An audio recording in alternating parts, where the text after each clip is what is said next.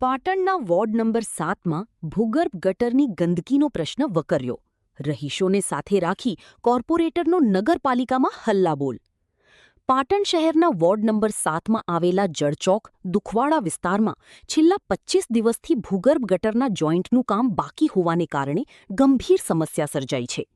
ગટરનું ગંદુ પાણી જાહેર માર્ગો પર રેલાતા સ્થાનિક રહીશોમાં રોગચાળાની ભીતિ સેવાઈ રહી છે.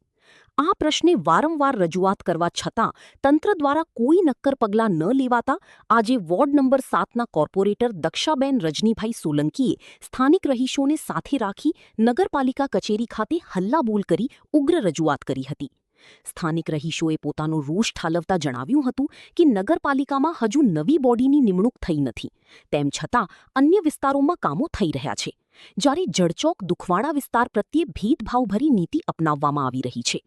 છેલ્લા 20-25 દિવસથી ગટરો ઉભરાવવાના કારણે અસહ્ય ગંદકી અને દુર્ગંધ ફેલાઈ છે.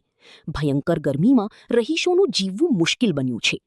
રજૂઆત દરમિયાન એવું પણ સામે આવ્યું હતું કે રહીશો જ્યારે ફરિયાદ કરે છે ત્યારે નગરપાલિકાના અધિકારીઓ આ કામ જીયુડીસી એટલે કે ગુજરાત અર્બન ડેવલપમેન્ટ કંપની હસ્તક હોવાનું જણાવે છે.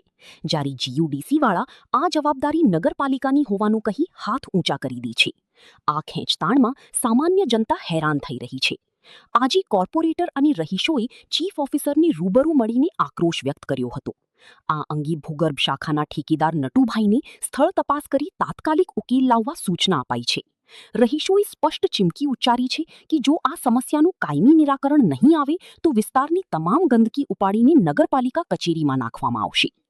વોર્ડ નંબર 7ના કોર્પોરેટર દક્ષાબેન સોલંકીએ માત્ર વચનો આપવાની બદલે રહીશોની મુશ્કેલીમાં સાથે ઊભા રહીને કરેલી આ લડતને સ્થાનિક લોકોએ સરાહનીય ગણાવી હતી. 20-25 દિવસથી આ પ્રોબ્લેમ ચાલે છે. આરોગ્યલક્ષી પ્રોબ્લેમ છે, છતાં પણ આનું કોઈ નિરાકરણ થતું નથી. હવે અમે જોઈએ છીએ કે જો આ પરમ દિવસનો ટાઈમ આપ્યો છે, ના થાય